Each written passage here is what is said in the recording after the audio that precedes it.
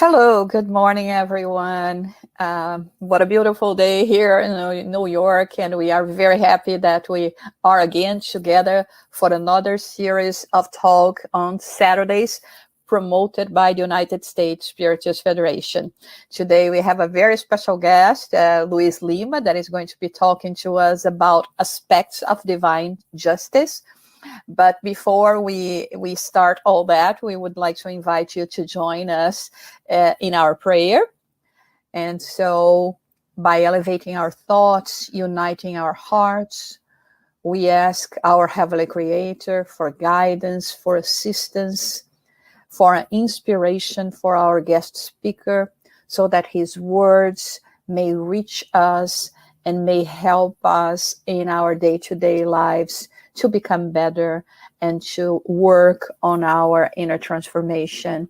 May all the good spirits be assisting us at this moment, may be together with us, cleansing our homes and ourselves, and may we feel the love and enlightenment that all those gatherings bring to us.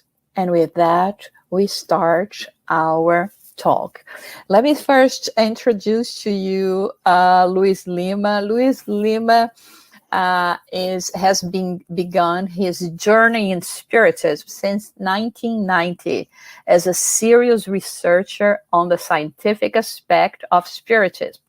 LUIZ has been facilitating the studies of how to bridge science and Spiritism in both languages, Portuguese and English. Mr. Lima is a renowned lecturer in the Spiritist movement and participates in local and national seminars and events all year around. LUIZ Lima holds a degree in electronic engineering, and he works in the computer networking industry. But above all, LUIZ has been a good friend of ours, very dear to our hearts. We have been working together for so long. He has been a great partner in all of this work of dissemination of Spiritism and spiritual values. So we are very happy to have you here today, LUIZ. And if you would like first, I forgot to greet the audience, everyone that is watching us. It's so many things we have to talk to. So thank you so much for all of you that have been, I think we've been doing that for 6 months already, and everyone has been so incredible, joining us and staying together with us. So LUIZ, please. It's such an honor to be here today, to be on behalf of the USSF and discuss such for me at least, such an important topic, and divine justice. That's something really complicated, I would say, in the stage that we are all in on our journey to perfection. I think we need to understand a lot more about divine justice. It's that's why I decided to pick this topic, because for myself, that personally, it was something very challenging, and I decided to deepen behind the philosophy of the divine justice. So welcome everyone. So I would like to start by asking you a question. And the question is this. Just think about it for a minute. Okay, just think about this for a minute. Do you think, or do you believe, that the crucifixion of Jesus was just and fair? Wow, what a question, right? The way that the question is posed here, it's a yes or no answer type of. Either you think it's fair and just, or you don't. But that's not it only. We want to know why. So whatever you answered here for yourself, it's a yes or it's a no. What's your justification behind it? What made you think it's a yes, or what made you think it's a no? This is very, very, very challenging, because if you look at human history or history of humanity, throughout all these 2,000 years, there are different opinions, there are different justifications. Even today, you might think one thing, the person next to you might think something different. So what we want to do today is dive a little bit behind the scenes, if you will, of what divine justice should mean to us. And then we're going to come back and try to address the question again at the end of it. So we are going to start in 1857. That's the same year the Spirits book was published in Paris, France. But we're going to start here, right here in the US. This man that you see on the screen here, Dred Scott, his history, his story is very puzzling, to say the least. He was a former slave in the early 1800s, and his owner lived in a state that did support slavery. That's why he was a slave. He was born within slavery. So, you know, he grew up as a young man. He became a man. He married and so and so. At one point, he was sold. His owner sold him to another owner. And this second owner moved from the state he was to another state. The state he moved to did not support slavery. And this same guy moved 6 other times. And all the states he went to, they were not in support of slavery. So slavery was forbidden in those states. So at one point in his life, Dred Scott said to himself and to his wife, well, I've been, you know, living in free, if you will, free states, or those states that do not support slavery for such a long time. I think I am entitled to the American citizenship. So he goes into whatever proper channels, fills out the forms and everything else, requesting his American citizenship. And the answer, there was, of course, an analysis and judgment. The answer came back as a no. You do not deserve the American citizenship. 9 judges voted on his request. For each of these judges had to justify why they were granting or not the American citizenship to Dred Scott. And that then, so with these answers and justifications from each of the 9 judges, a documentation was assembled. And from this documentation, a huge amount of paper, from these documents, we extracted some of the phrases that will justify the answer, why he wasn't granted the American citizenship. Number 1, this is in 1857, okay? So this is a straight copy of the documents. No editing, nothing like this. A Negro is not a human person and is property of his owner. A free Negro of the African race is not a citizen within the meaning of the Constitution of the USA. They are regarded as beings of an inferior order with no rights which the white man was bound to respect. Those who believe slavery is wrong should simply refrain from having slaves. And a man has the right to do anything he wants with his property, including his slaves. And lastly, the Negro might justly and lawfully be reduced to slavery for his benefit. Wow, we are in 2020. This is not too far back. This is 150, 160 years. And this does not fit in our society today. This is something out of place and out of time. But you see, at the time, it was something that was received as nothing outrageous, just a normal outcome of the situation. In 1857, that was expected, and nothing was per se called the attention for any different action. However, 6 years later, America proclaimed the end of slavery. This particular fact has a tremendous influence on, it's almost like a catalytic effect on proclaiming the end of slavery in America.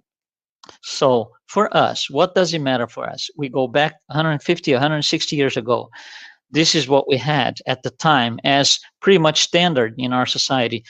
It isn't that way anymore. So there was a change in the way that our judicial system sees the thing. So with this, something starts to pop up. We had to change, we had to modify or adapt, to say the least, our laws, our judicial system to fit a new reality. And some of the aspects then in human justice begin to pop up, and they are not the same aspects of divine justice. Here's the first of all: time matters. Something like this in 150 years ago would not be acceptable today. Something like this, probably 200 years from now, might be slightly different. So time matters. Our laws, our divine, our human justice looks into time. Time matters. Here's another one: place matters. If the same thing in the same year, 1857, had taken place in another country, or maybe another part of the country, it would have a different outcome. So place matters. And lastly, social status matter. You know, he could have a different outcome if he wasn't, if he belonged to a different social class or something like that. So right here, we have three aspects that are part of human justice, but they are not part of divine justice. So it's kind of, human justice starts to drift apart from divine justice. There's going to be a point where we are so far from it that we barely understand it. And that's what I want to bring to you today. So right now, we have only, just to get started, three aspects with this case that we use in our human justice or human justice system, I would say. And these are not parameters used by divine justice. Okay. Let me bring you something else. This is one of the most puzzling communities in the world. It's slums in a community called Rocinha. It's in Rio de Janeiro, Brazil. It became a high touristic point for, you know, people around the world, because it's such such a difficult thing to understand, that it's spoken so much out there that tourists from different countries, they want to go in and see. And this is just a conglomerate of you know, slums, and it's just awful. But I wanted to bring this to you so we can analyze a little bit. What you see here is a picture, it's a photograph taken from the back of the slums, if you will, on top of the hill, looking down, and you see a little bit of the slum on the bottom part of the photograph. Then you see an avenue, and then you see some nice buildings by the beach. The bottom part here is the slum, is the community, Rocinha. Those buildings are where the richest people in the country, not in the city, in the country, live. Those are the wealthy people. And these two things are separated by a 4-lane avenue. 2 lanes one way, 2 lanes another way, and that's all it is. So it's a tremendous contrast. They are literally, if you will, side by side. So there are 2 neighborhoods around this community, and these 2 neighborhoods, again, they are where the richest people, the wealthy ones, are. The population of this community, it's about 70,000 people. What is 70,000 people compared to what we know here today? It's a mid-sized town. It's the size of a mid-town in the US, 70,000 people. Now, that's not what catches the attention. What catches the attention is this. We have in this community 48,000 people per square kilometer living in there. And then, just like me, you would say, I don't really grasp the meaning. I kind of don't have an idea of 48,000 people per kilometer means. So let me give you some references here. These are 3 of the most populated cities in the world. You see here New York, Shanghai, and the greater Sao Paulo, Brazil. And you see the populations. Now, what is, in those 3 places, in those 3 cities, what is the density, meaning number of people per square kilometers? Here it is. Even New York City, which is this crowded city that we see pictures and everything, a lot of people, it doesn't even get close. It's 10,000 people, 10.7 thousand people per square kilometer. This community in Brazil, Rio de Janeiro, is 48,000. So everything is like compressed. Everybody's living compressed. And this is another picture so you can have a better idea. A wider picture, you can see the wealthy ones down in the back, and a more wide view of the community. Now, one interesting thing is there is a photograph, which is this one. This became a reference for us to study. It's an iconic picture. It became an iconic picture, and it's used in studies to analyze rich and poor, wealthy and miseries, stuff like this. It's a well-known iconic picture, like I said. What you see here is on the left side of the screen, that would be the community, Rocinha. On the right side is one of the nice buildings, and you can see they have each apartment has its own patio with a pool. So it's a nice setup, a nice thing. So then I ask you, let's think about this together, actually. Suppose that you live on the left side. So you're living in the community. You open up your window, or you go out to the streets there, and what you see is what's on the right side. Do you think that the people living on the left side, do you think they like what they see? Do you think they see this as a just situation? For them, there is no justice, because they see a tremendous inequality here. They think they are entitled to have about the same thing that the guys on the right do. Now go the other way around. Let's see.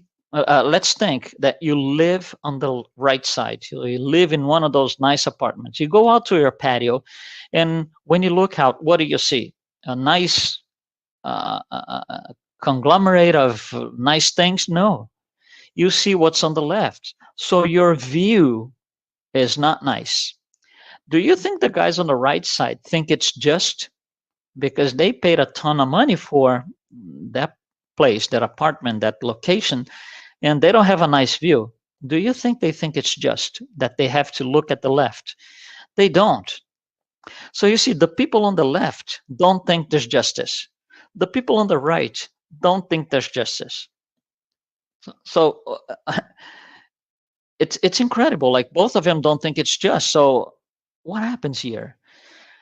Again, we are using parameters to justify that it is or it isn't just, but these parameters are not used by divine justice. First of all, we already saw three, right? Remember, place, time, and social status.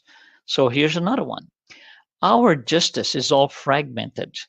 When I look from one side to another, I filter out everything else, and I look at what I want on that situation.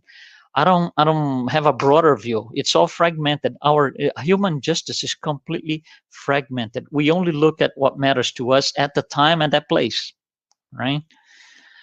Another one, human justice is based on revolt. If I revolt against something, it's not just, by definition, almost by definition. That's our natural way of thinking at the stage of evolution that we are.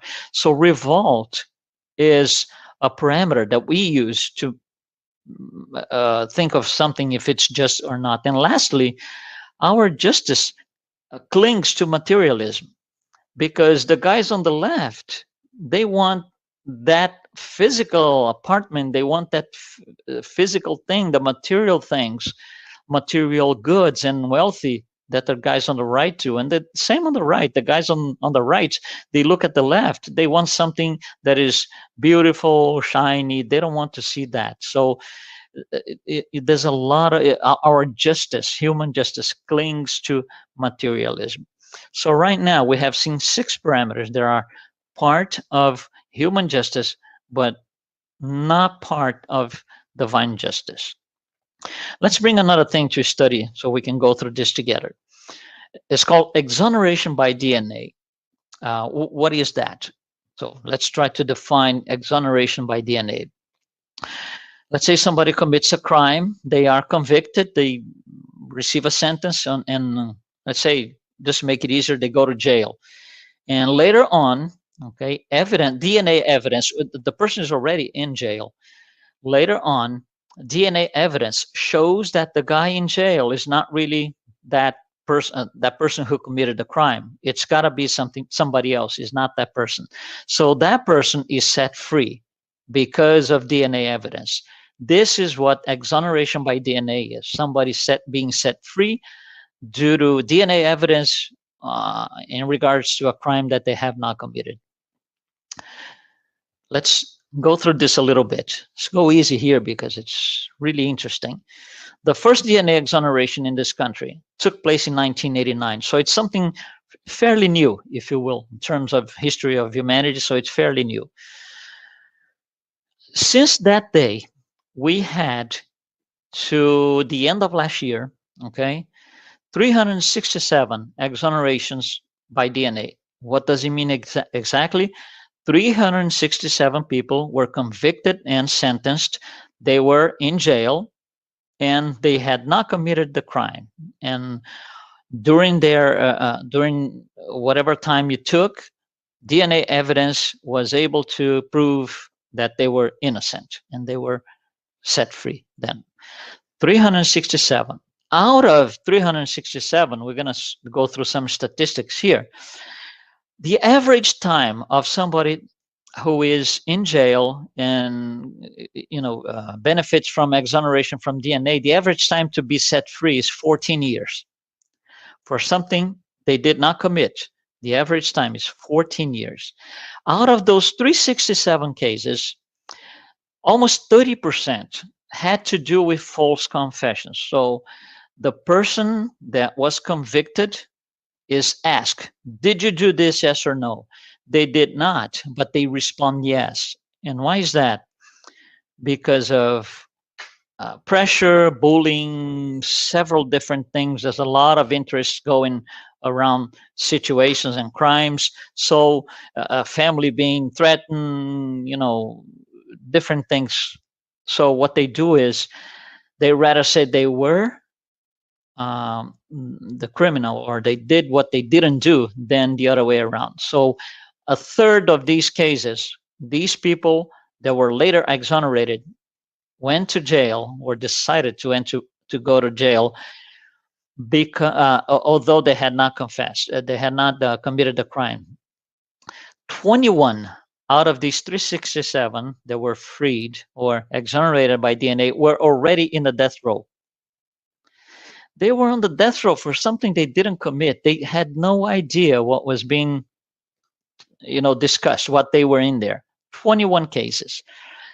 Almost half of the cases put people in jail due to forensic mistakes.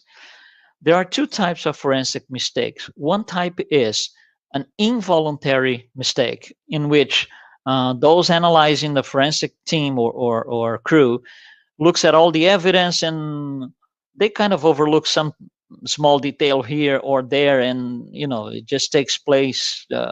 They convict somebody, and that's not the case. The other type is a voluntary mistake in which, for personal or group interests, it is more interesting to have this particular person in jail than to seek for the truth, okay, or to continue with the investigation. So that's almost half of the cases. Now look at this. 70% of these cases sent these people to jail or they were convicted by visual ID. What is visual ID? We see that a lot in Hollywood movies on crimes and stuff like that. When they want to make sure that somebody is a criminal, they take that somebody and other people looking like that one, and they put into a room against a glass, okay?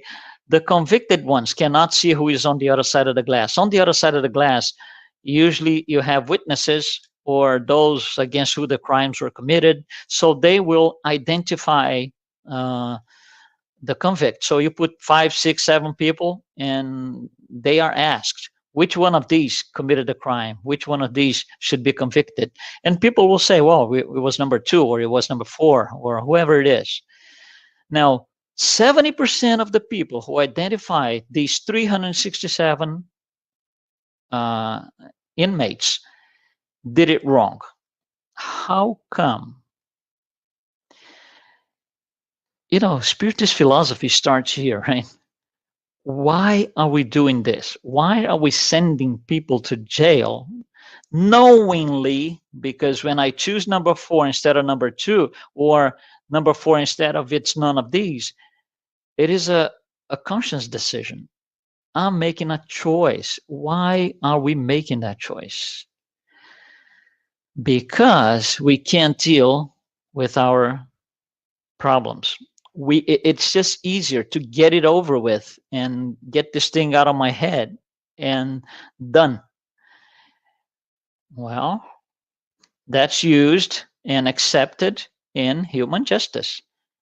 Is it accepted in divine justice? I don't think so. And there are nasty consequences. 70% of these people were ID'd, visual ID'd, wrongly. Incredible. And one of these cases is this guy here, Charlie Williams. He became very famous lately. He's been on the news for at least 6 months. He spent 37 years in jail. 37 years. When he was convicted, his sentence was you're going to spend life in prison without the possibility for parole. He was accused of aggravated rape murder, something he never did, and he wasn't even aware of anything like that. Well, a very interesting situation here. After 37 years, he was exonerated by DNA. And the reason why he became, I wouldn't say famous, but he became a popular name in our society is he went to sing as a singer in one of the television shows, America's Got Talent. And before you actually sing, the judges, those who are going to judge, 4 judges, they just ask him, a brief history. Who are you? What do you do? And in there, he said, well, I just came out of jail. I spent 37 years in jail. And that shocked the audience. So he spoke a little bit about his situation. And he, after that, he went to sing his song, the song he had intended for, which is, you see the name here on the screen, Don't Let the Sun Go Down on Me by Elton John. And he said, this song I sang in my head every day in prison. It became spiritual to me. So you see, he tries to, most of the time, he tries to get detached from being in jail and being for such a long time in jail. And this is something he said, it was given to me by the spirits. It's very interesting, right? I used to listen to it in prison, and the words would just come back up whenever it was needed. So of course he had his mentors and spirit guides helping him, and the song did help him a lot. And then this is something he said after he went out of prison: freedom is of the mind. I went to prison, but I never let my mind go to prison. That's interesting. When you're faced with dark times, what I would do is pray and sing. This is how I got peace. So although he was in prison, he was in peace inside, internally. And that's why he was able to spend all this time, not go crazy, not do anything, that he shouldn't be done. 37 years, exoneration by DNA. Then when the story came up, we went back 37 years ago, the whole society, what happened on that day? How come you put somebody in prison like that? And it turns out that the woman who was the victim went to ID, and she did not ID him. Then the person, it was a small town in Louisiana, the person who was in charge of the investigation forced the woman to ID him. And she said, no, it was not him. Regardless, they said, the investigator said, she ID'd this guy. Let's put him in jail. Many, many, many, many years later, it was known, this guy came out and said, well, I was just afraid that if we didn't put anybody in jail, I wouldn't have done my job right. Wow. Divine justice is waiting for you, my friend. All right? 37 years in jail. So here, this is a group of people that founded this innocent project, which helps people in jail they are not criminals, to be exonerated by DNA. This group of people helped Archie Williams. He came out of jail with the help of this group. It's a beautiful work that these people are doing. And here we have 3 more aspects that are part of human justice, but not part of divine justice. Our justice fails. It does. And a lot. We just saw one huge case there. Our justice is based on, I can do this myself with my own hands. That's what the people investigating Archie Williams' case did. Okay. Number 3, revenge. Our justice system is very much based on revenge. You did this, okay, you're going to see what happens to you. None of these 3 things, like none of the other 6 that we saw before, are part of divine justice. None. There is no such a thing as it fails and revenge in divine justice. It's simply not part of it. Let me show you one last case so we can analyze a little bit. I'm going to show a very short video. Look at this video. Just a few seconds, okay? I'm going to say for myself, I don't know about you who is listening to me, but for me, it looks like this guy is going to take or maybe rob this gentleman with his briefcase. That's what it looks like to me. It's a very short video. Let's get a longer shot of the video. So the guy actually comes from very far. He's not near the gentleman. He comes from very far, crosses the entire road, gets to the gentleman, and he tries to protect himself by putting the briefcase in front of him. Let's look at a longer shot of this video. So for me, right now, this guy's convicted, should be convicted. This guy wants to rob the gentleman. Okay, so here it is. Let's look at a little bit more piece of information here. Here's another angle. Wow. Shame on me who convicted the guy in my head. Shame on me. You see, our justice looks at part of things. We make judgments based on parts and pieces of things. This is why our justice is fragmented. Our justice is very personal. When I saw that guy for the first time, the first few seconds of the video, going towards a gentleman, I said, this is it. I know what's happening. I know it all. This guy should go to jail. That's just my personal opinion, nothing else. Okay?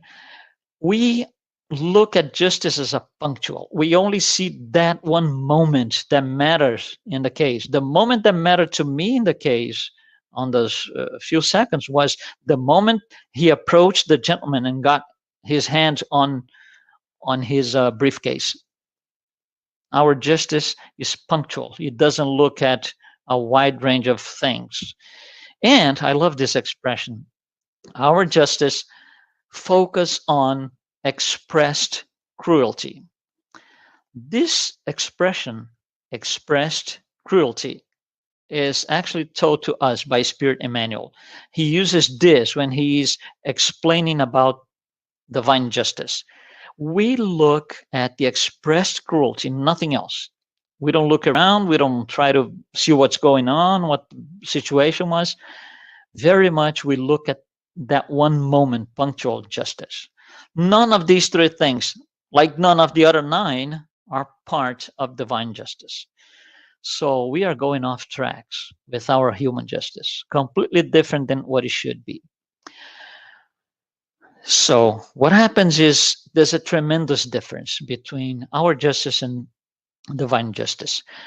We go through a series of lives. You can see a diagram here. So we are incarnated at a point, we discarnate, we come back, we go back, and in its sequence of reincarnations. Let's say, for example, on this blue incarnation here on the right side, on this very moment, I commit a crime. On this very moment, during my incarnated life, I commit some sort of crime. Human justice looks at that one point in time, nothing else. It looks at that punctual moment there. Divine justice looks into the spiritual history, everything from day one to that moment, which completely produces a different outcome because it looks into something called reincarnation. Without the understanding of reincarnation, our justice clings to be by default unjust because we don't have all the parameters. We're making a punctual judgment on things.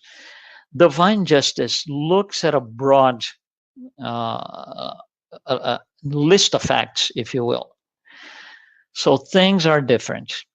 Let me just bring you try to position human justice in comparison to divine justice. We don't want to spend a lot of time here because it's not the purpose of this particular slide, but it's just for us to understand a little bit. God creates two things, a material principle and a spiritual principle. The spiritual principle will develop. It becomes an intelligent principle. It becomes a spirit. It will be able to generate a perispirit and from there a physical body. Okay, without many details because it's not really what we wanted to do today. So there are several layers here, okay? Human justice is on the bottom layer where the physical body is.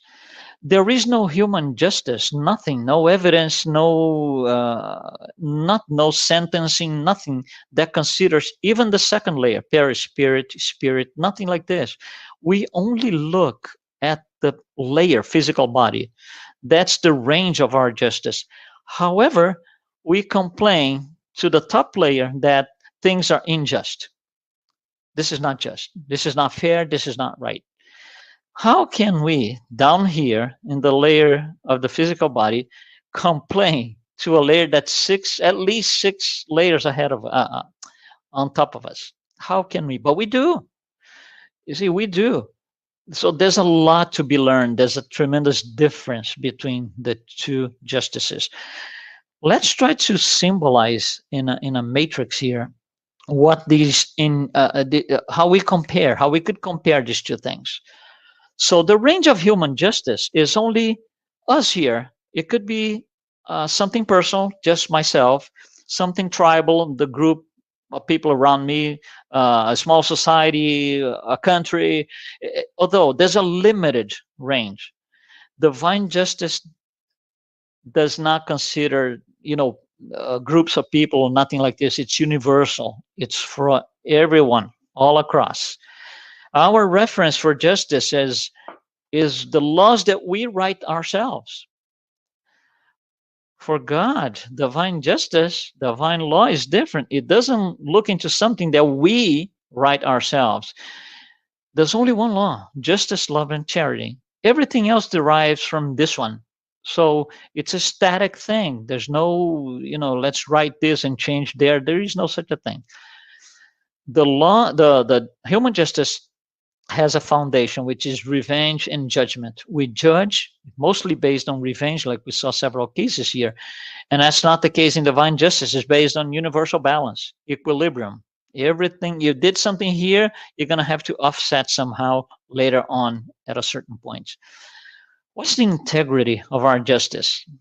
Not really very good, right? We use fragmented truth, and that we see in trials all the time. When lawyers have to choose witnesses, no, this guy I don't want because he's going to talk about this, and I don't want this. I need to hide that piece of evidence. That's fragmented truth. Okay, our integrity is minimal. We have nuances, favoritism. We move things around in a game, and there is no such a thing for divine justice. It's comprehensive, same for all. The longevity of our laws, of our human justice, is limited because things will have to change. We just saw in the first case when we spoke about Dred Scott in 1857, the slave. We had to change that. We had to adapt that to our more modern time, a different place. So those are the longevity of our laws, and human justice is limited, very limited. For God, it's an eternal thing, timeless, untouchable, and immutable.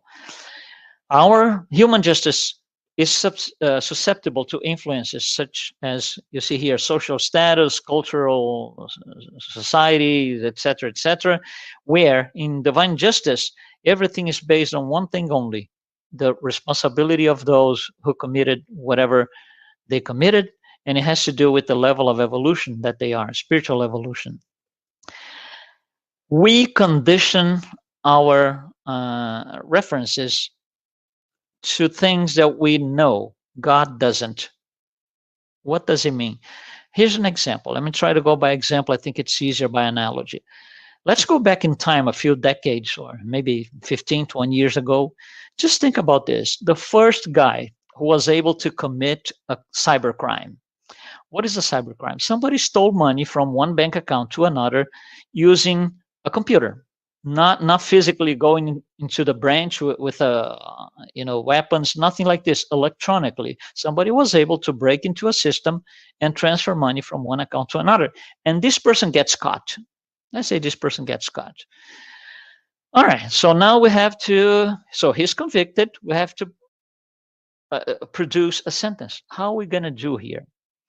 You see, it's the first case ever. We don't have any reference. Nobody ever saw anything like this before. So we're going to have to create something new. And just for the sake of the idea behind this, let's just say, well, this guy stole $1 million. He's going to spend 1 year in jail. Next time we catch somebody else who spent 10 million. What's the sentence? Well, we're going to use an existing reference. Well, this guy last year, he stole $1 million. He went to jail for 1 year. This guy spent, he stole $10 million. He's going to spend 10 years in jail. So our references, our system uses references that we create ourselves. If that reference is no good, anything that derives from it is also no good. For God, there is no such a thing. No relative references. Everything is absolute. Here's the law, and that's it. Human justice is flexible to the point that it takes bargains, negotiations. We can, let's adjust this here, this there. There is no such a thing in divine justice. Personal, not transferable. You did it, you're going to have to offset. The general purpose of human justice is re-education for material life, although it's completely different than divine justice, in which we should be educated for spiritual life. You see, we will never gonna see a sentence here in our human justice that would say something like this: well, your crime is really bad and nasty, and you're gonna spend the rest of your life in jail, plus the first 10 years of your next life also in jail. There is no such a thing. So our system here, our human justice, is re-education for this one material life only. So there's a limit to the max penalty that we can do, which is either death row or life in prison. That's it, because there's nothing comes after that for the judicial system. For God, no, that's different. Your penalty depends on yourself. How fast you want to improve? How fast you how long do you want this to take? It's on us. It's not a third party kind of thing. The visibility of our law is very limited, like we saw here in a couple of cases. It's punctual. We'll look at the thing at that time, although in divine justice, we just saw reincarnation becomes an important thing. So divine justice is based on something different to each one according to their deeds. Depends on what you've been doing since day one, life after life after life. Our justice clings to materialism, while divine justice does not. It's a cosmic thing. It's universal, same for all, that's it. Who is the judge in our human justice? It's a third party person. For example, let's say I committed a crime against somebody. So now I'm going to, be convicted, and I'm sitting in the trial, in my trial, and the person who's going, or the people, okay, who are going to give me the outcome of my sentence, they are people who do not know me. They do not know the victim. It's a completely independent person in terms of relationship to me and the victim. It's a third party. It's outsourced, if you will. For divine justice, that's not it. The person given the sentence is the offender himself, herself. Can you imagine in our system here, if I'm sitting in my trial, judge comes to me and says, listen, you've committed this and this and this and this. What do you think you should get as a sentence? And I will be the one deciding myself. That would be a disaster. You know that. And that's not what divine justice is. And lastly, the focus, we spoke about this before, the focus of our human justice is expressed cruelty, is the crime itself, is the sin itself. For divine justice, it's not. It considers a positive outcome of the situation. I'm going to come back here in a little bit. So, divine justice is based on balance, equilibrium. Human justice is not, it's different. So let's go back to this a little bit here. This is our list of trying to compare things side by side. I want to focus and look at the last one here.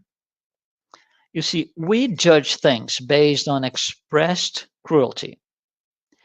Divine justice looks at the outcome if it's positive. With this in mind, okay, let me say this again. Divine justice considers the positive outcome, Spirit Emmanuel. With this in mind, we go back to the first question. Was the crucifixion of Jesus just and fair? And why? You have your answer. I have mine. Hopefully, we have the same answer. But hopefully, what we did here so far gives us, myself included, gives us elements to make a better, broader analysis. I'm not going to say judgment, analysis on things. Was there a positive outcome in him being crucified? If he had died from, say, old age, would the outcome be the same? Half of the planet following him, Christianity. Just saying. Think about that. This image defines everything, I think, because we do not understand divine justice. And we just saw that with the question how complicated it gets. Because we do not understand, often, really often, we are run over by it. Divine justice runs over us several times a day. We revolt, we choose and pick what's true, what's not. That's not divine justice, that's us. In the book Heaven and Hell, Allan Kardec will at length, it's a huge book, 500 pages, at length, study and bring us all sorts of information about divine justice. In there, there's a little section that in the modern translations became known as a small section called Penal Code of the Future Life, in which he's going to analyze things such as, well, these are consequences of things that we do. If we do this, that's going to happen, and so and so and so. Very interesting. Very interesting. It's worth a deep study. It's worth whatever number of hours we need to digest the information. It's not long, it's a few pages, but it will take time to digest. And I want to just bring a last thing so we can think together here. This is a statement, as you see. Imagine that you go to the stadium because you want to see the game. So you're sitting somewhere in one of the seats in the stadium, and there was a certain movement in which two players are, this is a soccer game, two players are with the ball, and one of them goes to the floor. I'm going to say that because I don't want to make any judgment. Okay, so one falls and the other doesn't. And at that point, you say, well, that was supposed to be a foul play. And the other person sitting by you, it's not. Well, let's analyze this here. Let's say I am sitting right there on that spot. By the way, just to make sure, okay, I can only sit in one spot. So I'm there, right there, spot A. And I swear to you, way of saying, I swear to you that it was a foul play. The person sitting on this other spot B at the same time on the same game is going to look at me and say, what's happening to you?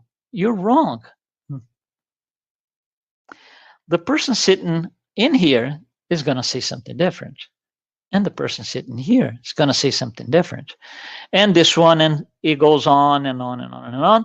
And you have 60,000 people watching the game at the same time, not via television, not transmission, not recorded later, at the same time, 60,000 people. And you're going to have 60,000 different opinions.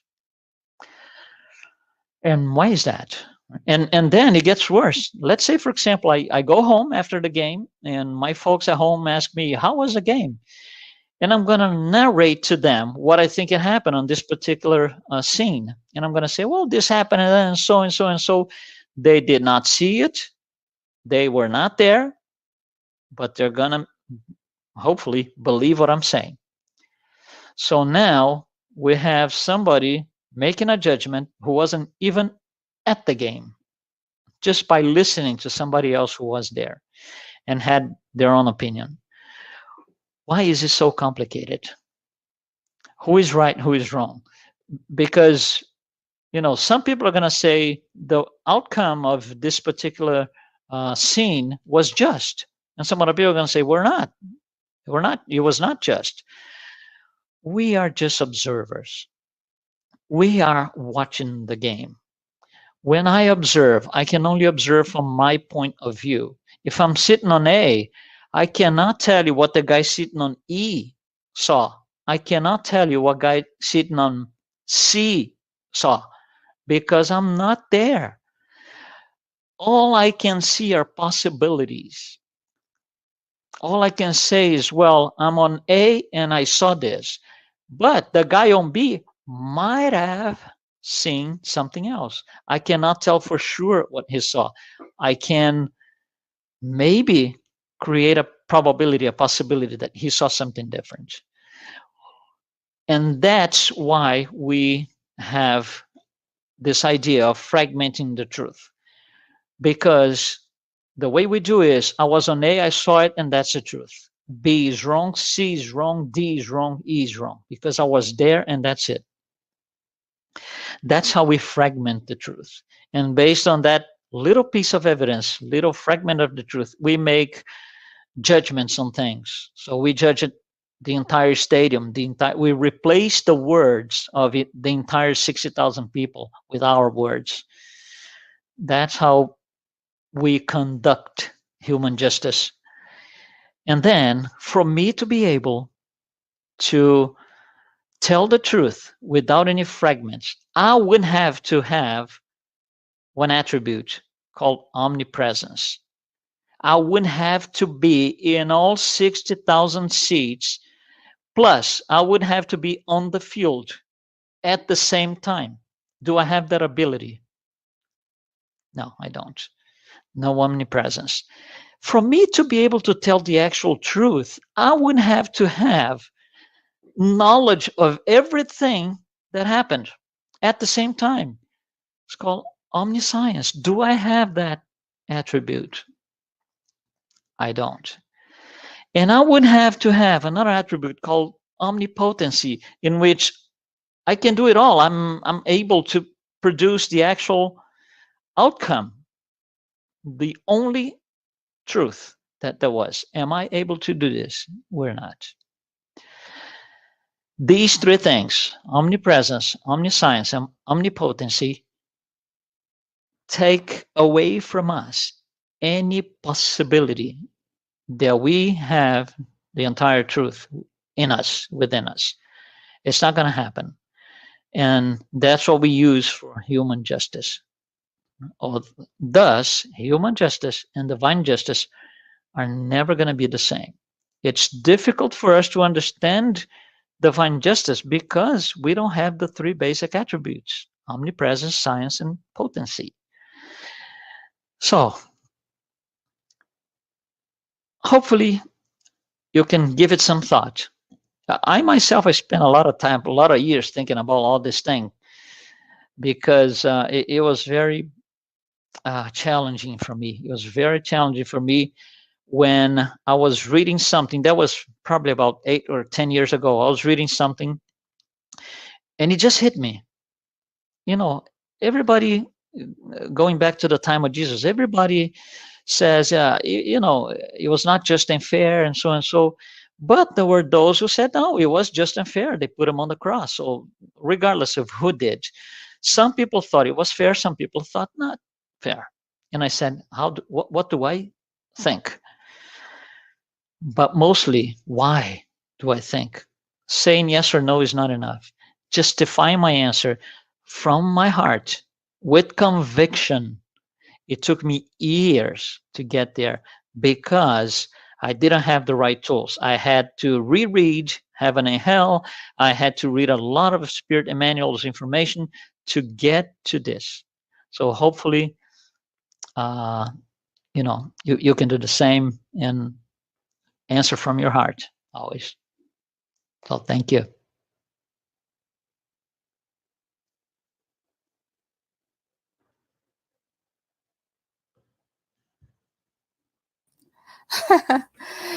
Thank you so much, Luiz. That was a wonderful presentation. Everything that you brought today gave us a lot of things to reflect.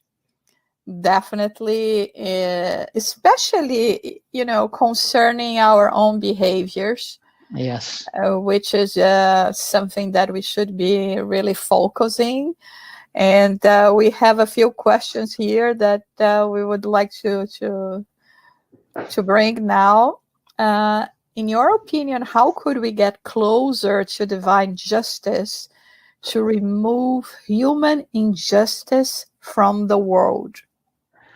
Well, human justice is centered on us. We make the laws, okay? And sometimes it gets so bad that we make little micro laws like this, for example. You see me in yellow shirt here, right? So my law today is people in yellow shirt are bright. Okay. Tomorrow, you're going to see me wearing a blue shirt. And you're going to come to me and say, oh, you're not bright anymore. I said, no. People in blue shirts are bright. So you see, I had to change my own rules because that justice, that reference that I used was just for myself at that time and place. As we go along and we understand that justice is not centered on us, it doesn't make sense to center on us, we will move away from being wrong, if you will, and automatically puts on a better, a right track to being right or closer to divine justice by eliminating this selfishness that I am right, you're wrong. You know, the pride is what kills everything. Pride is a big enemy. Right? So I think that's what we should consider. We judge bad because of our pride and selfishness. Okay, thank you. A question from Glaucio. Thank you, Glaucio. How to best filter out the legal element of the Old Testament and extract these eternal teachings? That's something interesting. If you take the New Testament, you're talking about the Old, okay? If you take the New Testament and you look at what Jesus was doing, he was picking up the Old Testament and extracting some of the elements in there that had to be passed along. Some other elements didn't matter. And Christianity in general, it looks like it didn't understand exactly that. We Spiritists, we take the entire New Testament, and anything that is a narrative is out, is filtered out. It doesn't matter if you went up the hill or down the hill before speaking, before teaching. What matters is the teaching itself. So the elements that compose the historical part, the narratives, and so these are filtered out. And we are concerned about the moral teachings. The Old Testament and those who follow the Old Testament usually are centered on the legal elements. The legal and legality and justice at the time was very strong, was a very, still it is in Judaism. The legal elements, aspects are very strong still, but times are different. When Jesus came to say, you got the law, but you have to reinterpret the law, times were different already from the days that the Old Testament was written. And they're even more different now. So yes, there will be always those who go back to the Old Testament and going to see, well, this is legal or it's not. This should be done or should be not. Again, that's human justice because it's looking into something that is corruptible in the good sense. I'm talking about corruptible meaning destroyable, okay? Destroyable by time and place. Those laws, at one point, even for those who follow today, they will change with time and in different places. But the moral teachings, the morality behind this, all of this, will never change. It's always going to be there, and it's always going to be the same because it comes from the highest level above, which is the supreme intelligence. While you were talking about it, I was even remember a statement from Kardec where he says, when referring to the gospel according to Spiritism, right, that the moral doesn't change. I mean, everything else, even like he said, the book Genesis, item 55. I mean, if science comes and proves something is not that way anymore longer, we just go and follow science. But the moral, especially the moral that we learned from the teachings of Jesus, from divine justice, that it's, it's lasting and it's the same. It's timeless. Yes, timeless. Exactly. Thank you. You see, I think the difference is the integrity. Mm-hmm. The integrity. Our laws have a questionable, of course, integrity. Divine laws does not. Mm-hmm. You will never change. Immutable. That's it. Yeah. It was the same 3,000 years ago. We will be the same 20,000 years ahead of us. So. Yeah, I like it very much how, you use this word so powerful, integrity. It's you nailed. Okay, let's go to the next one. In terms of wealth, the Gospel according to Spiritism tells us that it is important to have it to foster progress. How can we conciliate this idea with the situation of poverty we see all around? You see, wealth is not a crime. That needs to be understood. Wealth is not a moral crime. It's not even a social crime. We need wealth because wealth provides us with basic resources to do things. Wealth is neutral. The amounts of money, that's neutral. What we do with that is what matters. You see, wealth is on the material side of things. The intelligent principle, that's us. That's on the spiritual side of things. So what the intelligence does with the material things, that's what the problem is. The problem is not wealth. The problem is how we handle it, how we deal with that, how we look at it. If we look at it and say, all the money in the world should be mine, there's going to be one outcome. If I say, well, I can take this little piece here and I can use for this charity work and leave something else for others to do the same, that's a completely different outcome. Divine justice does not go against the material part. It goes against the spiritual part, which is us. It goes against the intelligent principle. Okay, thank you. I think I have another one. What about justice on our day-to-day lives? When people are unfair with us, criticizing and spreading lies and gossiping, how can we deal with that? There was a man 2,000 years ago who suffered that. He was gossiped on. He was, all kinds of things. How did he react? All right. He reacted based on divine justice, meaning if I do something now, if I attack these people who are attacking me, if I fight, if I do this and that, there's going to be a price to pay. There's going to be a price to pay. That's in the penal code of the future life, right? If you do this, that's going to happen to you. So how did he deal with that? By making use of divine justice. I should not do this because I should not react. I should not, gossip as the same way they do. I should not lie the same way they do or criticize, because this is going to have me offset. I'm not going to say pay. I don't like the word pay because it might give a wrong idea, but I'm going to have to offset that. So it's just better to, okay, they're doing this to me. They don't know what they're doing. Father, they don't know what they're doing. And pray for them. And of course, it's difficult. So people who do this to us all the time, maybe you don't want to be so close to them all the time, but don't get away from it. Don't walk away, because they are our they are our opportunity to face that and not react against divine justice. You see, stay in the battlefield. That's what I usually say. Stay in the battlefield. Don't run away from these people. Don't get away. We still need them to be here and say, I'm strong because I'm holding this really good. They're doing this to me every single day, and here I am. And I'm not going against divine justice.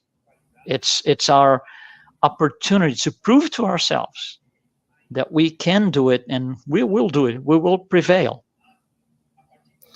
And sometimes it's not only that, you have to put it in the equation forgiveness as well, right? So it makes absolutely. it even more challenging.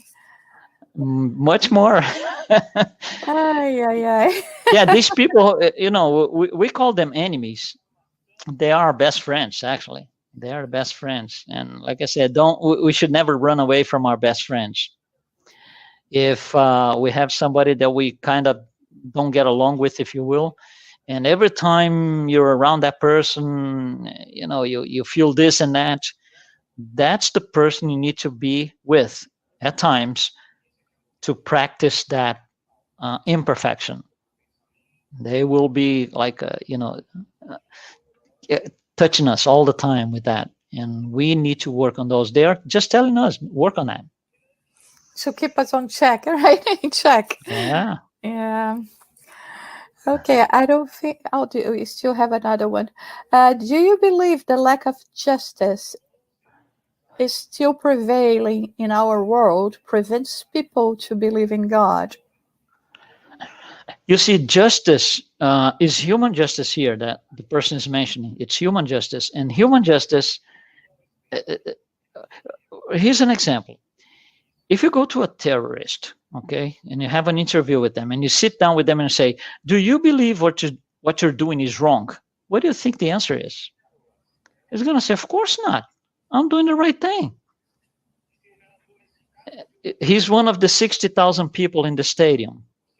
Mm-hmm. Okay, I am another one of those 60,000 people in the stadium. Josara is another one. And you listening to us right now, you are one of them too. So when you say justice prevails, which justice? There are 7 billion justices in the world. Each one of them created by us, by one of us. So there's lack of justice. There's always going to be, because some people will always say, I'm right and you're wrong. It's human nature. It's the way that trials and expiations works. That's what we're here for, to deal with things like this. So by definition, is there always lack of justice? Yes. But then, which justice are we looking at? Human justice. If you look at divine justice, there's no lack of justice. Otherwise, you're telling us, if you believe in lack of justice, you're telling us that the crucifixion was unfair and unjust. And you're going against the number one law, justice, love, and charity, because God doesn't do anything unjust. Okay. So I think that was our last question. Once again, we want to congratulate and show our gratitude to you, LUIZ. I hope you will be able to come back soon and do another great work for us. It's always a pleasure to be with you. Thank you so much, everyone that have tuned with us today, everyone that has been following these talks. And remember that you can at any time watch it again, send to others. I think this one is really for people to hear. You brought wonderful things really for us to think about. And next week we will have as our guest speaker Adrian Alvarez, that is going to be talking about the psychology of gratitude, why we remain grateful even in difficult times. So don't miss that. And at this time we would like to invite LUIZ for his final words, and also to conduct the final prayer for us before we finish this presentation today. Thank you so much. Okay. All right. So I just want to maybe say that divine justice is difficult. That the purpose of all this talk that you here and I participated on is not to bring the idea, oh, this is so hard, so difficult. That's not it. The idea is the other way around. It's doable, because now we know.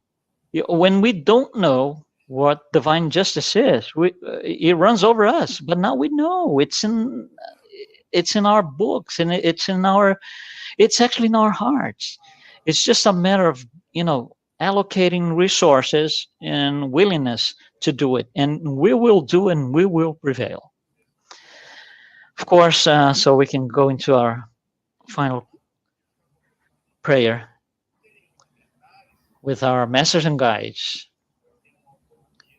always on our sides. Thank you, Jesus, for this opportunity to be here, all of us reunited in your name, for another round of studies and discussion on your teachings, trying to understand and comprehend the greater law, justice, love, and charity.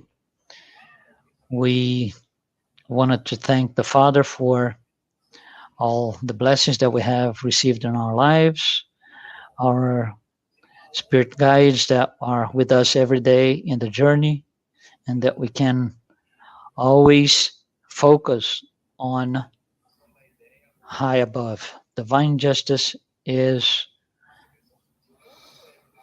what helps us go through the journey towards perfection. So thank you, Jesus, very much for this opportunity. So be it. Thank you, everyone. Have a great day, and I see you next Saturday.